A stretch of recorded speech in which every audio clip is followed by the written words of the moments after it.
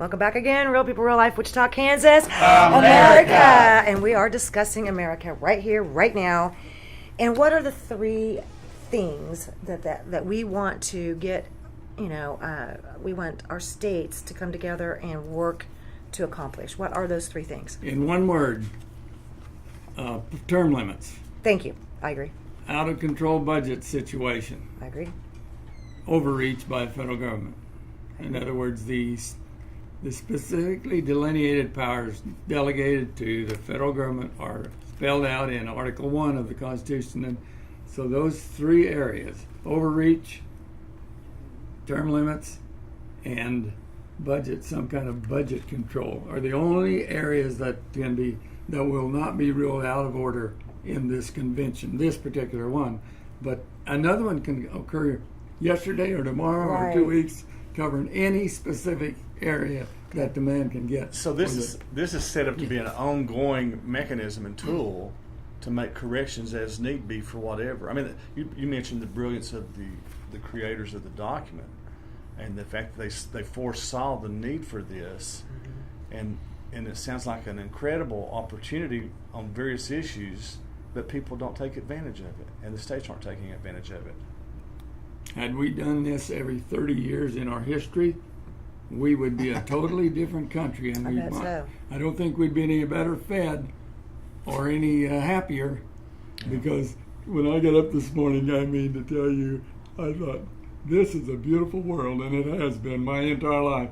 I've never been hungry a day in my life, except when I stayed playing golf or hunting or fishing too long and not taking up with me. Right. Well, this says right here, Washington is broken. Unelected bureaucrats have stripped states of their rightful decision-making authority. Consequently, the debt is out of control. Regulations crash free enterprise. Boy, that's the truth. And our freedoms have been stolen. I do think, I don't disagree with any of that. Do you? Anybody? No, I think some of it is awfully vague, that there's a lot more on the table there and than it sounds. You can say it's limited to three things, but overreach, that's a huge category, overreach. And is it necessary? Same with budgetary restraint. Yeah, that goes from 56% of the budget military. That's on the table. 40%. Well, depending on who you ask. Net or gross, right?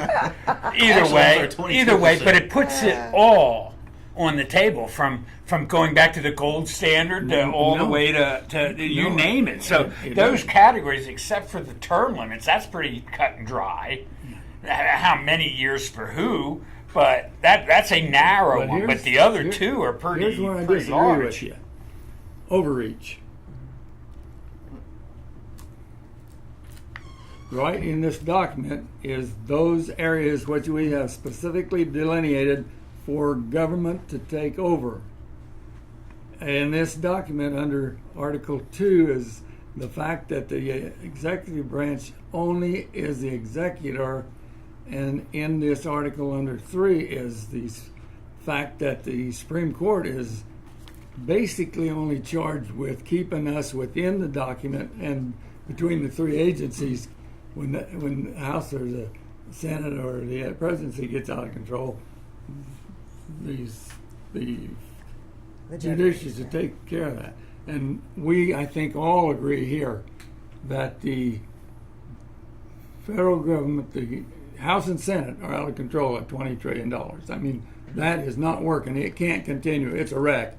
The interest on the debt right now is all overwhelming. And we're at the lowest interest rate I can remember in my life. Right. The executive branch, the bureaucracy is busy making law, making policy,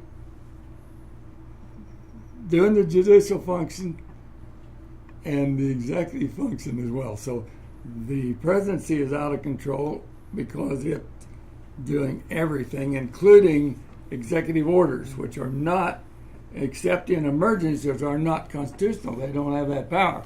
And that's all spelled out here.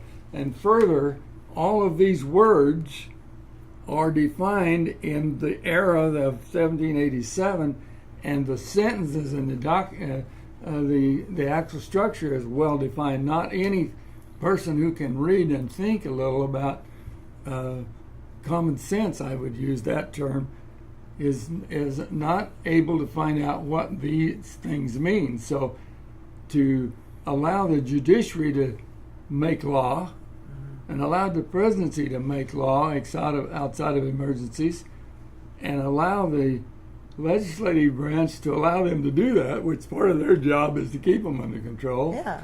But if you can, if you feel like the legislative branch is not out of control at $20 trillion and at 140 plus trillion unfunded mandate situation, so I think that's why 85, maybe more of us in America think federal government is out of control.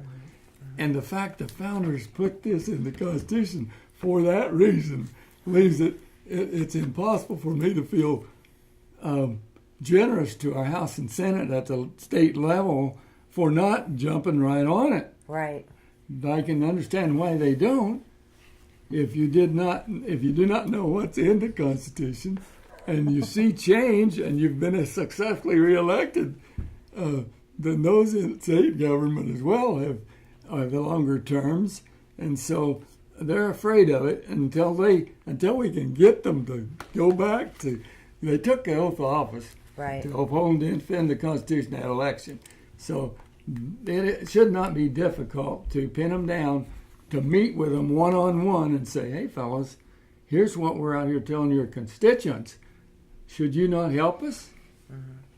The beauty of it is as you mentioned, I mean, the regulation, the oversight, the lack of accountability on there. When we have really right now what's called the fourth branch of government, that is the agencies, the departments, the Environmental Protection Agency, the Department of Energy, Department of Education, Department of this, Department of that, that's unregulated. We don't elect these people. They're nominated. And when the EPA can sign a 2,000-page bill of regulations on water that's going to be flowing during a rainstorm on farm country, and they send it right to the president for him to sign without any type of voting from legislation, that's what we're talking about with overreach. That can't be happening anymore. That's Or a you bunch see it, or like in Colorado, where it's illegal to even have a rain barrel. Exactly. You can't Yeah. have a rain barrel to collect rainwater. Actually, they changed that to 2 barrels now. Oh. You can have a whole 2 barrels. Oh, come or on. in That's Cali- just changed then. Exactly. Yeah. Or within city limits of some of the cities in California, that some of these smells and odors of your barbecue in your backyard cannot float over your fence, or else you can be called on and get a citation. And that's some of the regulatory BS that we didn't have any say on, but yet they're passing in our place because of the fourth branch of government. That's the kind of thing that we can start changing on here. I like that. I do. I agree with that. I mean, I just think that, you know, you don't have to turn your news on and leave it on for very long these days to see that we need to fix a lot of things, without a doubt. We need to fix a lot of things. And I do agree that, you know, if we could, you know, get the folks in Topeka to get on board with this, and I shame on them that are not, quite frankly, shame on them. I do think that a restart, you know, for lack of a better word, is a fantastic idea. And I love how you chuckle and giggle when you talk about how, and back then when they wrote this and they had it in there, yahoo, you know, I love that. I love it. And I do. I'm glad that they wrote this in way back when, that they wrote this in as an opportunity to go, hey, let's take a deep breath here. Let's come together and let's work and let the people come back and take a little bit more of a control in our futures and the futures for our kids and our grandkids, because it's ridiculous. I'm sorry, but it's absolutely out of control. Some of that falls on us, the people, as well, because we've not bothered to learn. I mean, we make the comments about the Constitution, whether they're slave owners, but we don't understand the reason that it existed and the brilliance of Jefferson, for an example, to write into it a format that would eventually overcome slavery. So we, the people, have some weight to bear in this as well, because we're not educated as to what our Constitution says and what the Bill of Rights represent. Here's the thing, and I hate the term, and this was taught to me by who I looked up towards in radio when I first got in. But Mike Rosen at KOA always said there's no such thing as we the people, and there never really has been, because we've been so divided all the time. We've never been unified in agreeing on something at all. And nowadays we can't even agree on being proud to be an American and wave an American flag. There's never been we the people. The great part about the convention is that you can have all the different sides go to a convention, hash out something, and if you can't move forward with anything, then that shows the difference in views and that you can't get on board with something. Or we can actually be able to work towards something for 3/4 of the states to ratify some type of amendment. But even without the we the people unification, we can still actually start addressing the issues at the federal level from the state level that has more of a voice. I think this is a fantastic start. Right. I really do. I would like to say that overreach is one thing. Reach might be necessary. To a degree. I mean, there was reasons why we reached. EPA was founded under who? Republican president. Sure. City of Reading was raw sewage in the Schuylkill River floating right past 4 million people in Philadelphia the next day. Into the early 60s, nobody could get the city of Reading to process its own stuff. River's there, it's free, let her go, it's somebody else's problem. Reach was necessary. Federal government starts finding them $1 million a day to like build some sewer plants and process their own stuff. So reach can be necessary. Overreach, a different ballgame. That's your barbecue example. But there are many an example of necessary reach. Look at the photos of Los Angeles today for the clean air it breathes versus what it looked like in the 60s. Be advised, however, that that's your fault and mine and ours. The Article 5 has been in the Constitution all of our lives. And anytime you have a problem that you want the government to take care of, all you have to do is get a convention of states and make that a part of the Constitution. But you cannot do it because your idea is this and mine is that, and try to get the Supreme Court to change the law or the executive branch to change the law or try to get it through Congress. No. When you change the Constitution, there's only one constitutional way, and that's Article 5. So all these things that are outside of the Constitution just are not yours or mine to change individually. This is the rule of law, and if we don't live under rule of law, we're next to anarchy or a big problem. It's like changing the rules in the middle of a game. Exactly. There's a set of guidelines and rules to play by. There's a set of guidelines and rules to govern by. I really hope that the Article 5 convention and the Convention of States here partners up with some type of movement or another convention, or even if they include it into another convention, of the repealing of the 17th Amendment, because that's another way in order for us to start holding them accountable, which says that the Senate gets voted on by the popular vote by the people, instead of what originally was in the Constitution of allowing our senators to be nominated and appointed by our state legislature. And that way they could be held more accountable to the needs of the state government, as opposed to being elected by the popular vote and the masses and spending so much money on campaigns and having all the special interests behind them, that they'd actually be appointed by the state legislature. Because then the state government would be like, hey, you're not actually doing what we need you to do, as opposed to you just running rampant and doing whatever you want at the federal level. And that's another way that we could start working on these things. Right. All that money would just shift back down to your state legislature elections. Right. But we have an easier way to hold them The accountable lobbyist than we do it. money and the slant money Sure. would just come down to bribe the local rep to pick the senator he wanted anyway. But it's easier, so I don't especially- see that. I don't see that as But in making like the a whole state of lot of Kansas, difference. it's a heck of a lot easier to call up State Representative John Whitmer, south of us here,